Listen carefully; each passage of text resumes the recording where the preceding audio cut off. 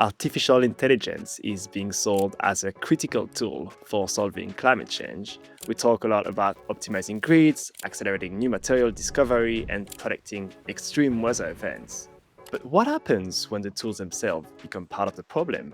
And can AI really help us solve the climate crisis faster than it contributes to it? Welcome to VCO2, the Climate Investing Podcast. My name is Hugo Rauch, and today we're joined by three sharp thinkers in the world of climate, venture capital, and startup. We have Hampus Jakobsson, founding partner at Pale Blue Dot and a bullish investor on the role of AI for climate solutions. We have Pippa Gawley, founding partner at Zero Carbon Capital, and quite a cautious investors on the topic of AI and climate.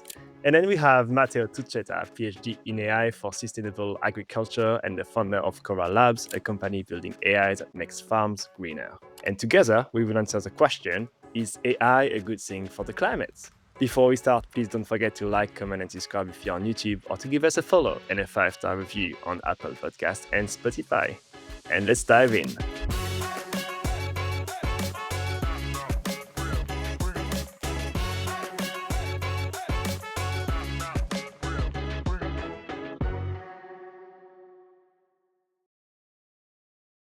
Thank you to all of you for joining me today on this discussion.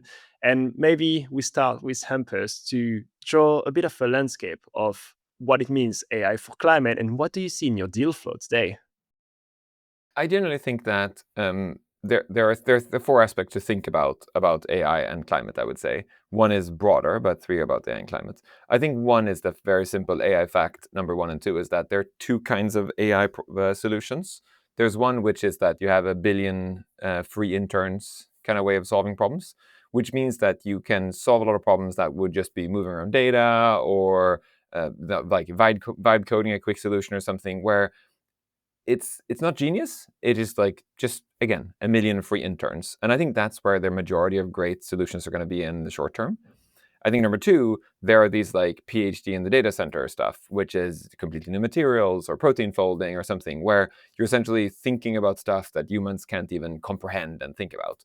I think there are a lot of companies that are talking about that, but because they're very hard to kind of comprehend, it is very hard to assess those companies if it actually works or not. And it's one of the headaches there is a lot of data gathering. Like one of the headaches with protein folding is that you actually don't have the data. Like you can't just like throw it into like ChatGPT and say, please figure out if this would fold, because you actually have to have a very large knowledge and corpus about proteins, and you need to actually get all the data about the current protein you're talking about, which is not like a nice little zip file you upload.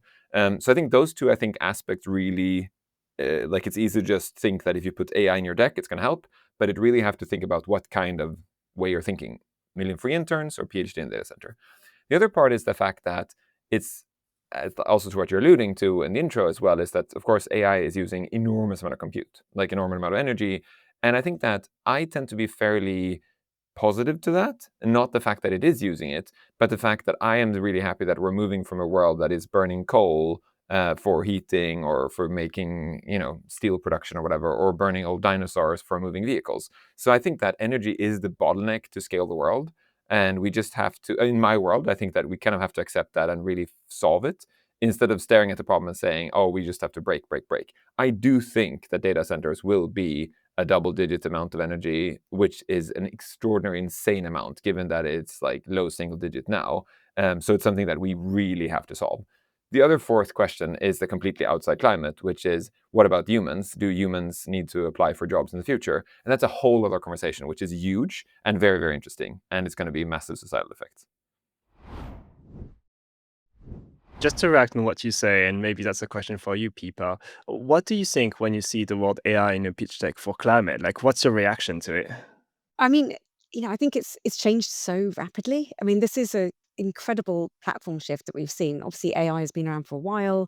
It's been something that a lot of companies have been making really smart use of over the last 10 years or so. And we have companies in our portfolio that are using AI to do brilliant things like find new enzymes to break down plastics, or find sustainable alternatives to petrochemical products. So it can be an incredibly useful tool, and you know, there are people who are out there using it today. But yeah, certainly in the last, I'd say 6 months, like it's not optional to go out there with a pitch deck that doesn't have AI in it. And like every pitch event I've been to, every pitch deck, every conversation has been, we're using AI. And I think that's where, you can really see the kind of hype cycle kind of building momentum. And I think that's where we need to be a bit careful about where it is actually adding value, and be realistic about, like with everything, it's a tool. It's not a silver bullet.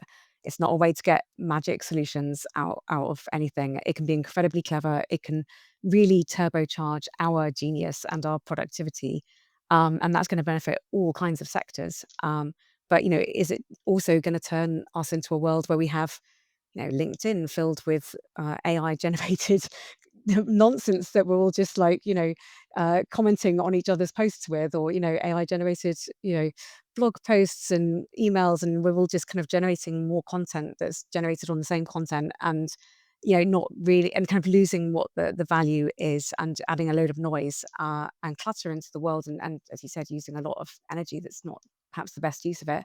So, for sure, we're in that hype cycle, whether it's the peak or not. I'm sure there's more to still come. And I think as investors, we need to be, really careful that we're thinking about where it's going to actually add value, and who is going to make best use of it, and like asking those kind of relevant questions around, like, what data are you using, what model are you using, like how are you using it, differently, and accepting that, we're in a stage where every company will say it's using AI, and they'll probably stop saying that in 2 years' time, because it will just be like every company is using spreadsheets and every company is using email.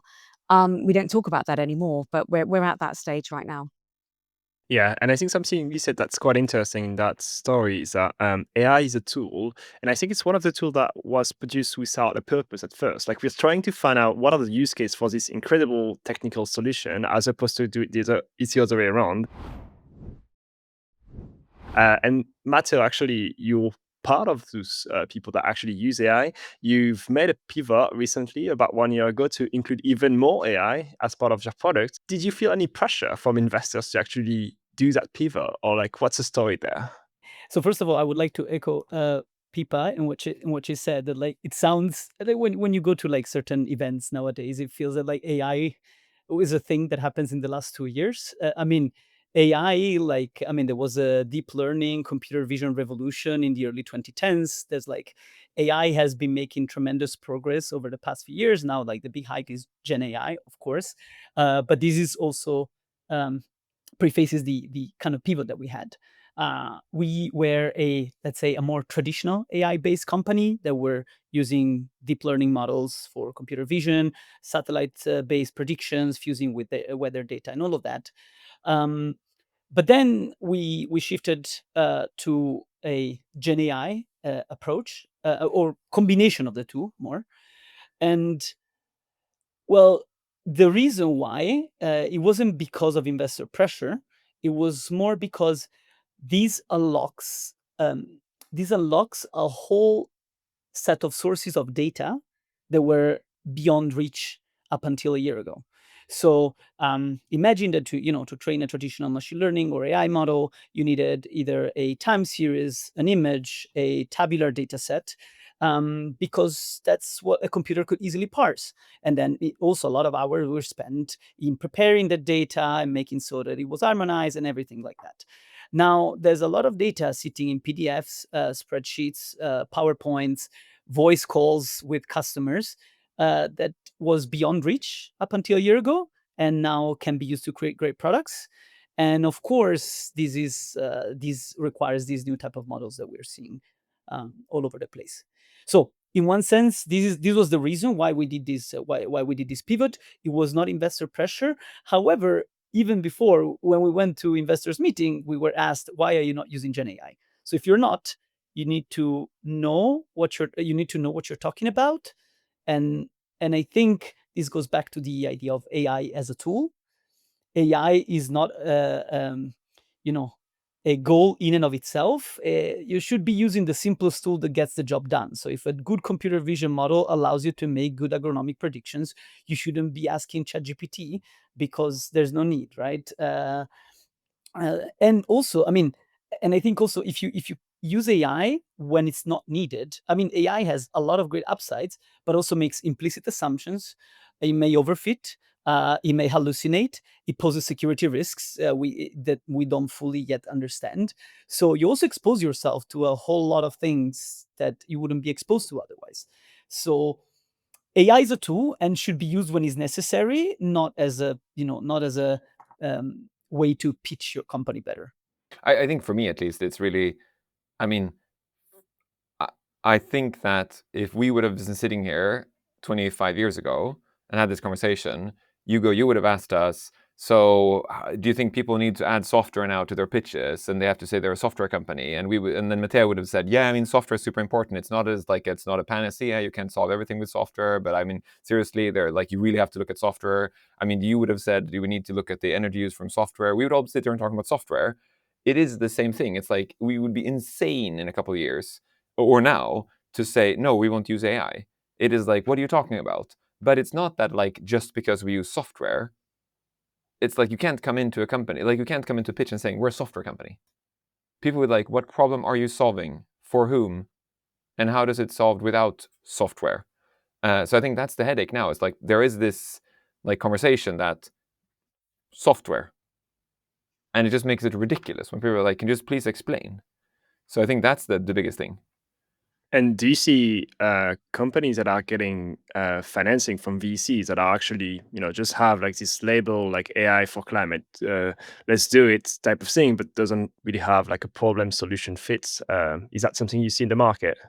I think there's a lot of magic wand waving, as you kind of said, also kind of alluded to, Pippa, in the fact that you meet companies that say, we will use AI to solve this.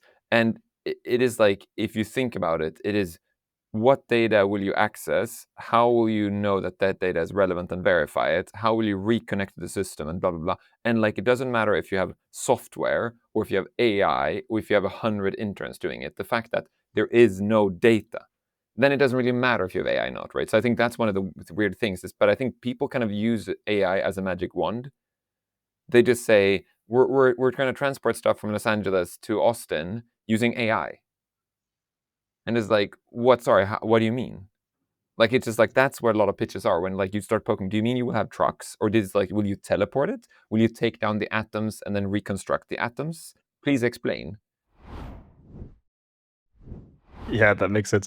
I guess you alluded to something earlier, which I think is interesting as well, in terms of the protein discovery, for example, where it's really hard to actually have the data for it because you need to test it somehow. What are your thoughts, to the three of you, in terms of do we have actually perfect data to use in climate today? Is it good enough, or are we still missing something? Yeah, no, I think this depends very much upon what is the problem and the solution that you're looking at. So, if somebody like Matteo working on agricultural data, you might have some really great data from particular farms about that you've had wired up with sensors that you can use to train your model. But if you're alluding more generally to the bigger climate models, I think there's which is a really interesting application actually of a lot of this kind of intelligence. They're getting better and better, and if anything, they're under egging still what's happening, what we're seeing in the real world, but they are going to be improving. So yeah, I think there's a lot of problem spaces where we have good data, and I think what's relevant to the investor question is around the proprietary data sources, and again how good quality that data is that a company has got and is building their model on. Because as you say, if you're putting in crap at the front end, then it's not going to actually solve any problem. But it will tell you that it's solving the problem, and you'll think you're solving the problem, Yeah. until you realize you're not. So, that can be really huge problem. And I just wanted to pick up on something that Hampus said about software. It's again a tool. It's a tool that's increasing productivity. But I think as we're kind of alluded to earlier, the costs of this tool are also very significant, and they are kind of distributed a bit more differently than some of the other kind of efforts that we've had in the past that have improved productivity. So it's not just that it's a massive increase in terms of electrical usage. It's where that demand is going to be, where those data centers are going to be built, and the demands of the gen models are such that you want to have that really low latency, really high service levels. So they're going to be located where people live, which is also where we need to connect stuff to the grid that we really need. So we have to, we have to really we do have to be mindful as a society, and there are people out there who are trying to make these trade-offs of like, do we connect this data center, or do we enable this town to have electric cars or heat pumps, or there are real trade-offs that are going to be happening in terms of grid congestion, and that's going to be hard. There's also other parts of AI that can be that is less time sensitive, like the training data, and that can be in the middle of nowhere, and that can be a great opportunity for countries to position those data centers more mindfully, in terms of perhaps it's I was listening to the tech secretary in the UK who was at an event um, earlier this week, talking about locating some of these data centers in like lower income communities who've really suffered because their coal mine shut down 50 years ago. So there's great opportunities here to create jobs, to create wealth, and to be more mindful with the benefits to society as well as the cost to society of this like huge shift. But I also agree with Hampus that we can't, it's not like we can ration this or control it. Like this genie is out of the bottle, and we've just got to make sure we're kind of riding this wave the best we can, if I can mix my metaphors, in terms of the costs and benefits that we get out of it. But it's also exactly on that. It feels like it's so way better to use AI for useful stuff, because as you also said in the intro, Pippa, there will be so many times we use Gen AI to create like really fun videos to post to Twitter to say, oh my God, you can do this with Gen AI now, which doesn't add any value at all. And instead, please use that for weather prediction or protein folding or something, then please, please, please. So I think it's so easy to say to a person who's thinking about making a better planet, oh, please don't use AI to optimize fusion because like it just uses solar energy. That is extremely ironic. Quite. And I think sometimes, the models that everybody's using at the moment, a lot of them are like, single price per month, whatever you're using. So, I think we might see a shift perhaps towards, models that encourage people to think a bit more about, how much they're using it and what they're using it for, and you're really considering like the cost of that compute. That could be an interesting move that would, push some of that optimization to the users. And Matteo, I guess a question for you. Like you've built a company around those models. Did you ever consider the environmental impact of that solution, or do you think that it's completely irrelevant considering the size of the problem that you're tackling anyway? I mean, we have definitely considered the impact. Because I think it's a matter of principles, right? At the end of the day, I mean, you're tackling like a huge problem, and of course, it's worth spending some energy and some water and some, whatever, all the other environmental impact that like a data center has. If you're gonna have like a large world impact, that doesn't mean you shouldn't be at least measuring, at least be aware of it. So we definitely took a look at our carbon footprint. As I was saying before, we have two sides of our AI tech stack, like the traditional deep learning thing and the Gen AI part. I would argue that the traditional deep learning, computer vision models, those are fairly low impact compared to Gen AI, especially because um, the part that is dominating, I guess, the conversation around Gen AI environmental impact is at inference time. The reasoning models, and like you need to predict millions and millions of tokens. The model talks to itself, and all these kind of things. So we ran a first calculation in our model, and like it's basically the equivalent of driving like 100 kilometers with a car. So we believe that if we're able to make agriculture more efficient through that, then it's a price very worth paying. But what we saw in developing these models is there's always a tension between speed to market and environment, or there's a tension between speed to market and environmental impact, right? Initially, even our traditional ML model, it was clunky. It was like we could like throw at it everything we could, and we just say, okay, we're gonna solve it with more compute, because we wanted to get out to the customers and say, hey, like, is this the product that you want? Is this the model that will make your job easier, your job more efficient? Will this make agriculture better in any way, shape, or form? Once we're positive on that answer, because our customers started to using the product, then we're like, okay, but is this the best product that we can build? And of course, as I was saying before, AI is not a magic wand. It has a lot of implicit assumptions. It has a lot of trade-offs that need to be made.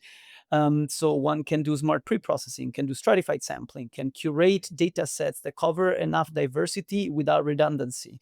You can add inductive biases, which is things that were done back in the day, not back in the days, but still are done today with convolution neural networks or time series models. And you can go from like a very generalist model that just like solves the problem with more compute to a much smaller, smarter model that makes a smart use of the available data and uses the right inductive bias. By doing just that, we're able to shrink our model by 100, 2 orders of magnitude, so 100 times, and improve accuracy. But this model was way longer to build. And as a startup, we needed to know, are we adding value to our customers or not? And so this was the life cycle of our first deep learning based product. We first went quick to market, validated, and then went back and built better. And that's what we're doing now also with our Gen AI stack. We have generalist tools that are excellent because you can deploy. They give you off-the-shelf decent answers. If you do specific tools, they can be more accurate, more precise, sharper, but at least to validate with the customer, is this what you would need? Generally, these tools are perfect. And they work almost immediately. And then you can build up. I mean, I think this is like a very much ongoing conversation also around vibe coding and everything else. The speed at which you can build a prototype is insane. And is enabled by AI, of course. But then once you have the prototype, then you need to think about the impact, and that's what we do in a second phase. And we'll serve that with the deep model, and we'll do that with the Gen AI stack. And so are we saying that it's actually ridiculous to today use like the big, large LLM model coming from OpenAI for a lot of the use cases, and maybe we're heading towards a world where the model is much smaller but much more specialized to the tasks that we're asking them to do, and therefore consume less energy at inference? Is that where we're heading? I mean, in my opinion, yes. At least I would say, at least from a technical standpoint. I mean, there was also like the revolution, I guess, with the mixture of expert type of technology, type of training, right? And models, where basically instead of activating a full huge neural network and passing a query through a huge neural network that where the whole network was activated to give an answer, you just have like sub parts of the network that are activated when you need answer with respect to a specific topic. And I think this was talked about a lot around.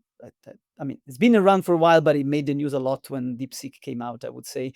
And I mean, yes, why would you need to have a PhD level mathematician when you want to ask a question about agronomy? It doesn't make sense. But if the whole brain fires at the same time every time we ask a question, or even to answer your boss's email, why do you need a PhD in math, in law, and physics all at the same time advising you on how to write an email to your boss? So I think that, and if you have a smaller model, of course, you have smaller parameters, you're doing less calculation, so fewer parameters, not smaller, but you have fewer parameters, less calculation, and you'll be able to consume much less. That's very interesting. I wonder sometime if, like people that are interested by technology at large and really considering the digital world, if we're not too biased in thinking that the digital and numerical world is going to solve for everything. Hampus, you said before this episode, you told me that you actually love the old, boring industrial technologies. Can AI fix some of the physical problems that we have on the world? Like, is that possible, Hampus? Yeah. I mean, I would say yes and no. I think backing to Matteo's vibe coding, I think the thing is that there's so many. If I look at the companies we invested in, there are companies that are clearly in the AI data bucket that I would say, like, if like somebody said, "Oh, have you ever invested in an AI company?" I'd be like, "Yeah, sure. I can give you all the AI companies, and I can explain why they're AI." But then I think there are a lot of companies that, take if you take like Cinco in France, for example, they do waste management. I mean, they're able to create more stuff with a very small team in an insane speed, and there's an extraordinary amount of data within waste, which makes it very, very complex, which means they can build small tools that just, solves things that, they would have 10 people. And the interesting thing is, like, if you can solve something so much cheaper, you can suddenly start solving problems that are not as high revenue problems. So there are a lot of those problems where, of course, if we invented a completely new kind of plastic, that's an extraordinarily large market. Or as you said, Pippa, eat plastic. But there's another thing, which is like waste sorting. It's like, it doesn't really make sense to sort all waste, because like it makes sense environmentally, but like financially it doesn't. But if you could figure out a way where it becomes insanely cheap to categorize waste, then suddenly you can actually start solving quote unquote smaller problems. And the volume of all the smaller problems is a very large problem. So I think that a lot of times that is the thing I feel the magical part of the million free interns is the fact that literally, if you in your room right now had 1 million people that would work for free to do the problem, you would just send them to just like, oh yeah, could you go and please check all these papers and see if you find something that looks strange? Oh, by the way, can you go out of town and compare all the different burgers? And oh, by the way, could you sort through all of these things? And it's stuff that it's just like, it's not valuable enough, but hey, it is kind of free. So it doesn't need to be that valuable. So I find a lot of that. But if you would look at actually problems where you would need to really understand data and AI, those are completely different kind of problems. Maybe just to react to that, I'm just a bit curious, does that mean that we're going to solve more of the smaller problems in climate as opposed to solving for the big picture, like, green steel and like abundant energy? Like, what's the story there? Green steel contains extraordinary amount of small AI problems. Like one of our companies, Forza Data Machines, they figure out scrap metal, like what scrap can you use in your scrapyard to make what steel right now. So the analogy to make it simple is to think you're baking bread and you have a recipe and it says you should use this much wheat flour and so on and so forth. And you open up your pantry and you realize you don't have wheat. What are you going to do? Humans, toast. Like, you will make crap bread today. The thing is, AI-wise, you look at it and be like, okay, we use some of the buckwheat flour, we can combine that with tapioca a bit, but then we need a bit more water, and then ideally we use this, and then whoop, the bread looks good. So it's a perfect AI problem, and it isn't one of those, oh my God, you need a PhD. It is just a very nasty combinatorial problem, and the reason they were able to solve it is that there's so much data gathering. You need to have cameras in the plant, you need to connect a complete ERP system, you need to be able to communicate with the blue-collar workers that load in the steel manufacturing. But all of this together means that now you can bake bread without knowing what's in your pantry. Which, like to use Pippa's word previously, it's magic. But if you look at the tiny things they do, none of them are magical, but the sum of them are. Yeah, and maybe to react to that, maybe Pippa, a question for you, but doing my research, I found out that a lot of people say that today AI for climate is a lot about like production, estimation, but doesn't really solve for something. It's just like whether something's going to happen or not. Do you agree with Hampus that you see also great use cases for like actually applying and reducing emission? I think it's a good point, and it's certainly something I have said in the past. Is that this is climate change is a physical problem, and for sure there are some things that the software, that data, that AI, can bring to the party in terms of help. There's like different categories in terms of whether it's helping to verify something, helping to optimize or maximize, something else that you're doing. I think the kind of behavior change category, which I'm kind of more skeptical about. So, there are definitely ways in which the digital tech broadly as a class can support and can help and can optimize other things that are happening in the kind of physical world. But on the whole, our argument has previously been that those are kind of lower impact, right? You're refining things, you're improving the energy efficiency of making steel. You're not developing a way of decarbonizing steel.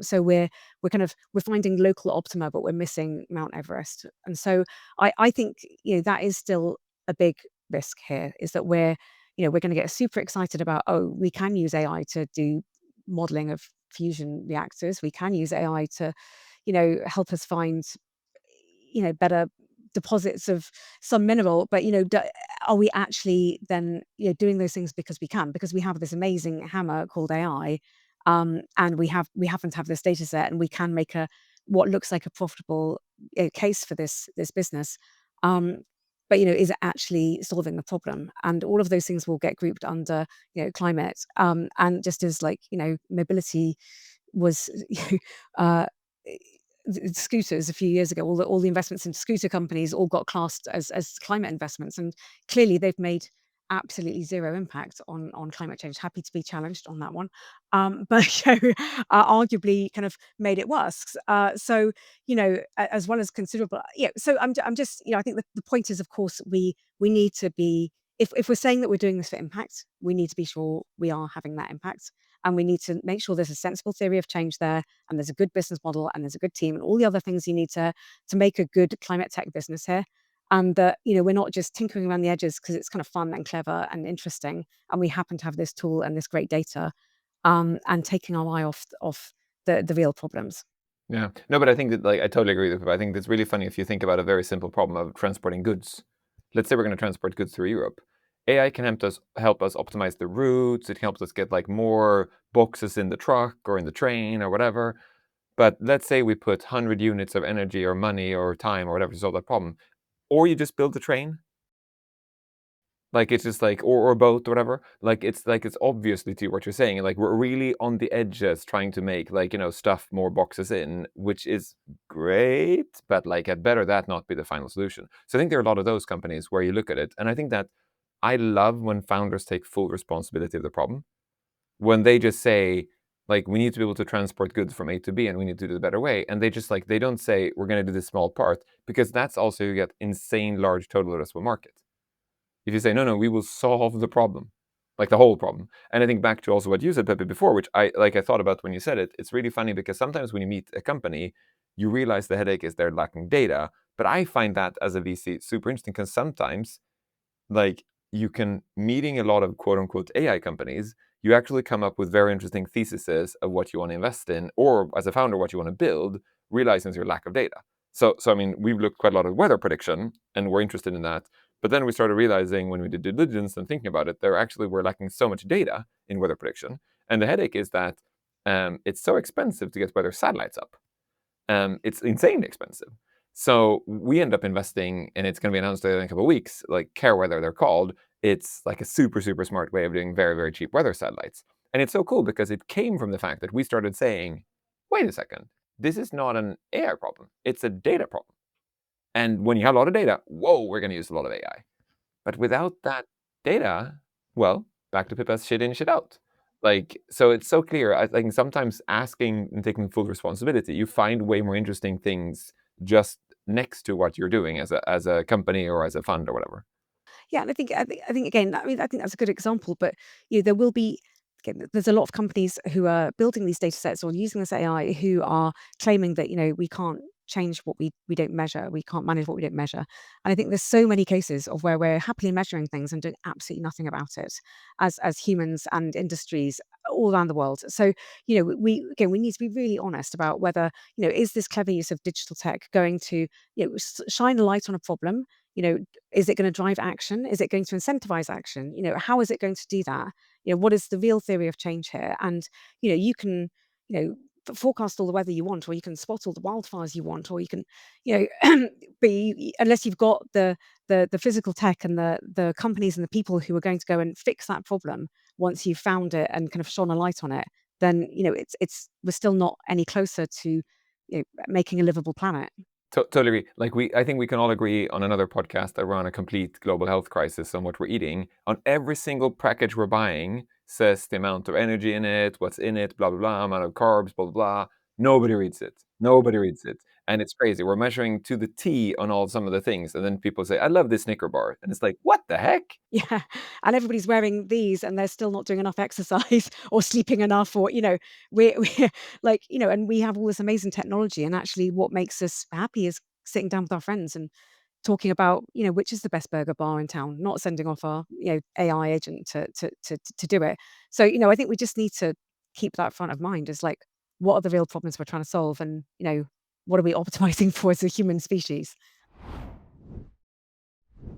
Maybe to switch gears a little bit. So far, from what I understand, we've talked mostly about the impact of AI from like consumption of electricity. So like if we think about the value chain in AI, right, we have the hardware we need to produce. So that's a lot of like minerals that we need to use, like lots happening there. There's a training, which is also quite important. We have the usage, which from what I've seen so far, like for any GPT release that comes out within 3 weeks, the emissions are higher than the training itself. So like the usage is clearly the part where we have a problem, and then we have the end of life. But something else that we don't talk about is the indirect impact in the way that AI is an accelerator for every single company on the planet, including the carbon-heavy economy and carbon-heavy companies that we have. How do we solve for that? Because if tomorrow we use it for petrol extraction, for example, that's the worst-case scenario. I think at the end of the day, I find it like it's very hard. Like we can't really. It's hard to judge tools, right? Like without fire, none of us would be here. Like we would need it to cook food.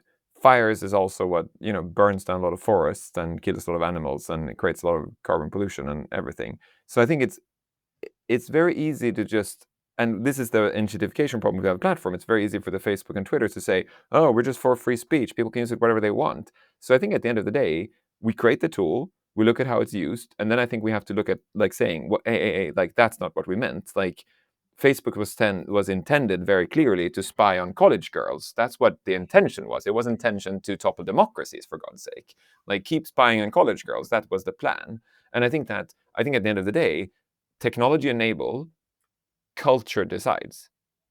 And we can't, like, if it's very hard to look at technology and say, oh, don't build this because like maybe people could use it negatively. It's very clear some things are obvious, like we shouldn't do because it's like 99% negative. So for example, making it super easy for people to tinker with biology at home on a synthetic biology level on viruses using AI has probably more negatives than positives. We're probably not going to get a home studio vaccine, but we're going to get a lot of bioweapons. So that's one where it's like, it's probably good to think about this, but that's not purely an AI problem. It's an implementation problem of tinkering viruses. So I think there's some of these where I think we can discuss it. But I think at the end of the day, I'm pro tools, but I'm really pro also looking what people are using it for. 3D printing guns. Are we in against 3D printing? Nah. But guns? Ah. Yeah, I don't think we can blame AI for the evils of the petrochemical industry, or how it's going to get used. I think we have to hope that we will come up with better ways as as consumers, as societies, as governments, to actually act against the bad actors in this particular fight. And yeah, we can't blame AI for accelerating everything. I mean, and this enters like an even broader discussion on the impact of AI, right? I mean, like climate is one, but then you can, deep fakes will be a huge issue, and like and then regulations around AI, how you use it, who can use it, what can they do, who can train it, who owns it.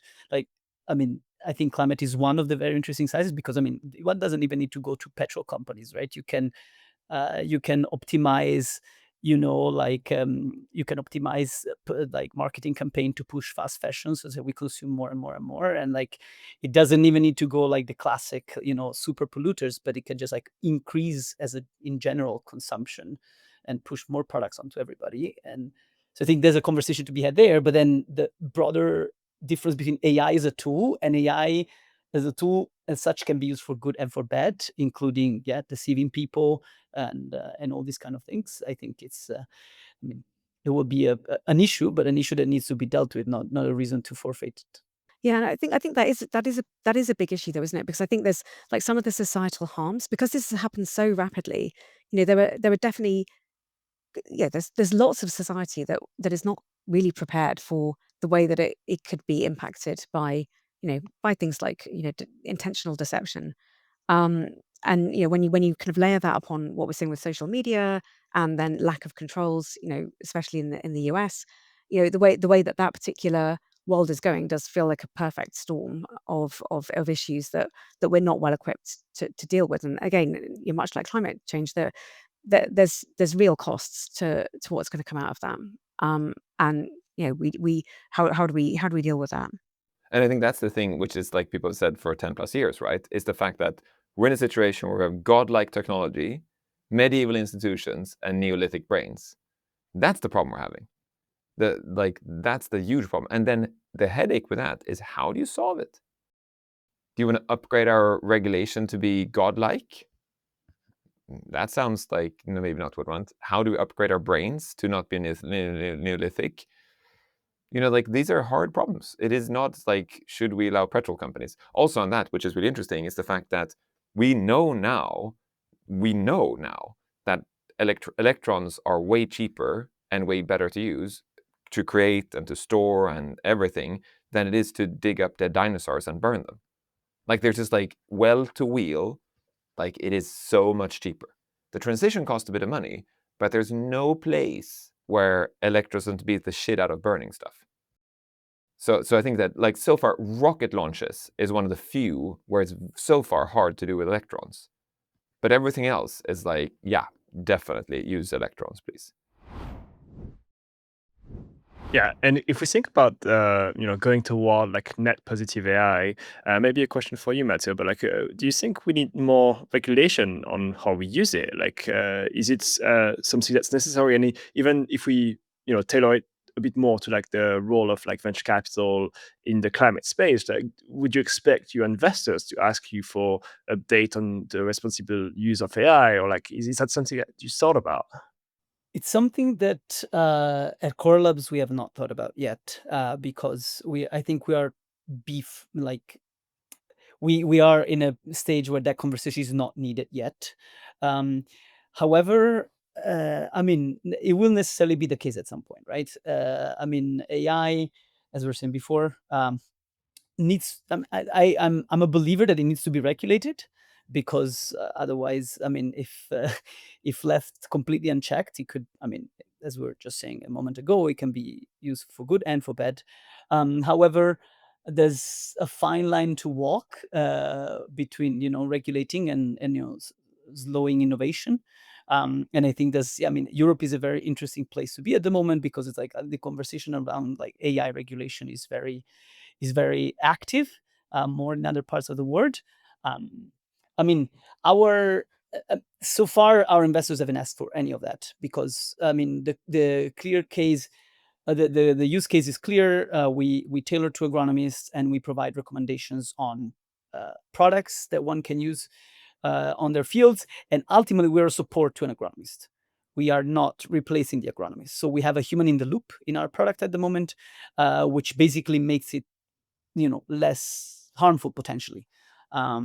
But if we were, at some point, we also plan to go directly to farmer and provide recommendations directly to them. And then, I mean, there you can do some harm, intentionally or unintentionally.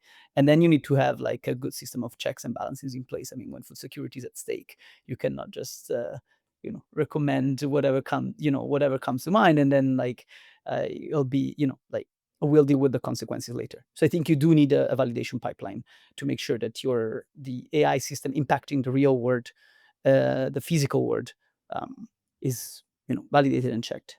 Pippa, Hampus, is that something that you would want to see in pitches, or like in portfolio companies, that they update you on like the responsible use of AI that they have?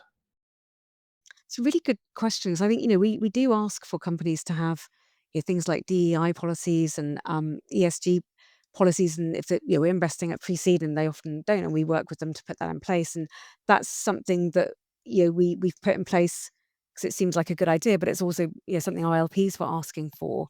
And I think sometimes with these things, there's a danger of you're putting in place procedures that don't actually impact the outcomes. So I think you know responsible use. So something about something, say you're going to use AI responsibly. I feel like that's kind of covered with everything else that we're asking founders to do, in terms of to act lawfully and to act in the best interest of the companies and so forth. So I hope that there's enough safeguards in place there that misuse of AI doesn't need to be explicitly called out. But again, that we're still at the kind of early stages of understanding how this is going to impact behaviors of companies and people. So it might well be something that becomes a kind of hygiene requirement in the future. But well, if that actually changes behavior, would be the more important question. For me, regulation is a lot about risk. So I think that if we have very few regulations that are actually not really about internalizing the costs. It is really about saying, don't do that because there's a cost, maybe for you, maybe for someone else. So I think there are certain things that are internalizing your own costs. And those things are, let's say that Matteo, your AI would just completely hallucinate. You don't have a human in the loop, and it just like recommends farmer to do something really bad happens. That means that you have a problem. So we as investors would want to check, like, what are the risks that this does something really stupid? Not because we're thinking about AI, but we're thinking about your risks. And like, we would ask you stuff like, does your insurance cover risk of hallucination for AI? And they would say no, and it's like, oh, but then you really have to have a human in the loop, right? And you're like, good point, right? So I think a lot of that, and then the other ones that regulation cover are when it's internalizing other people's impact, and that is when it's really complicated and it's not really well done. So, for example, to Pippa's point on where do we put data centers, that is where it's like it's maybe not your problem, but it's somebody's problem. And then it's very easy, and like, what's the cost of compute? What the actual cost on compute is, are the OpenAIs of the world actually charging the right price, or are they like, would they put a price on to explosively grow? Kind of back to what Pippa said about the mobility companies. Like, we can artificially create products that actually are unsustainable, not only in the climate way, but like financially unsustainable, like can explosively grow and do something that actually doesn't really bear its own costs, neither the external costs. So I think those questions, I think that, all investors kind of look at in DD. We kind of want to figure out that what happens if this scales and starts doing $100 million turnovers, and realize, oh, then your margin shrinks. That is the kind of obvious thing that like we want to find, right? So I think the answer is, for me, I don't think we're going to have specific questions that are for the AI part, but I think, for example, if I would look at a system and it can hallucinate, I want to figure out if the insurance would be able to cover it. Well, look, I have one last question for the three of you. You'll have probably like one sentence maximum to answer, just to make sure we keep it in time. But what's one thing that funders and investors should do differently to make sure that AI is part of the climate solution and not just another problem that we have to deal with? I have this quick answer. I think that the fact that they like that the founders solve a real problem. I'm going to build on that, say, like, to really think through the theory of change of how you're solving that real problem, and to be like honest about the fact that AI is really like the best way to solve that problem. I will echo that. I mean, that's how I opened, right? AI we should use the simplest solution that solves the problem. I mean, not fall in love with the solution, fall in love with the problem, in things that we've heard many times before, but we tend to forget. If in my word, if linear regression solves it, you don't need a deep neural network. That's as simple as that. For sure. Well, maybe as a conclusion for today, I'll leave people that listen through the entire podcast with a few questions. A few topics that we didn't touch on is the impact on water. It's definitely consuming lots of water. We mostly talked about electricity as being part of the equation, but water is another one. Another question would be, do we actually need to grow faster? Is it the way to actually always accelerate as an economy and as a world? And also with a bit of a positive note, like we have tons of great solutions. Matteo, you're part of the solution there, but like for material discovery, for transforming complex systems, like transport that we mentioned earlier, for monitoring and conservation. I've just read this morning that Pano AI, a startup that tries to identify fires before they break through, just secured a large Series B. So quite a few great companies in the space, which gives me a real hope. If listeners, you like the show, don't forget to like, comment, and subscribe if you're on YouTube, or give us a follow and a 5-star review on Apple Podcasts and Spotify. Thank you so much to the three of you for today. I had a blast, so thank you so much for doing it. Thank you. Great, thank you very much. Thank you. Bye.